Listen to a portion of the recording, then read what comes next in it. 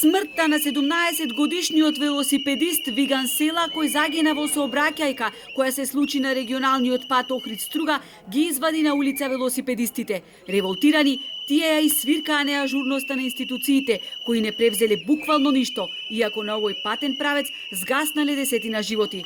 Велосипедистите на денешниот мирен протест рекоа дека нема да запрат се додека работите не мрднат од мртва точка. Денес сме собрани да ја скажеме нашата тага за една реалност која доколку не се огласиме, може да не чини друг живот. Значи, нашата кауза завршува само кога нашите барања ќе се исполнат. Скоро сите кои сме денес тука на овој протест сме имале сообраќајни незгоди и за влакно сме спасиле жива глава, вели триатлонецот Никола Кутановски, кој овој патен правец го користи како тренинг патека за група деца од 8 до 18 годишна возраст, бидејќи како што вели нема каде да тренираат. Регионалниот пат, кој е потполно небезбеден, го користат и многу рекреативци, не само спортисти. Не знам дали има стајано сообраќајни знаци, сега во моментов.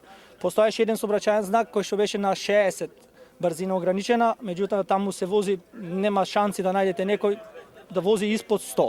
Ево, слободно, кога ќе одите на кај Охрид сега, уклучете ги камерите, возите, ако некоја кола помини до вас да вози ограничено со 60, слободно можете да ни сконтактирате сите што сме тука. Велосипедистите бараат општините Струга, Охрид и Деберца да одржат состанок со државната Македонија пат со цел итно превземање на следните мерки: проширување на патниот правец Охрид-Струга, изграда на велосипедски патеки и засилено присуство на полицијата, посебно за време на викендите. Тие најавуваат протести во Охрид како и блокирање на спорниот патен правец се додека не се исполнат нивните барања.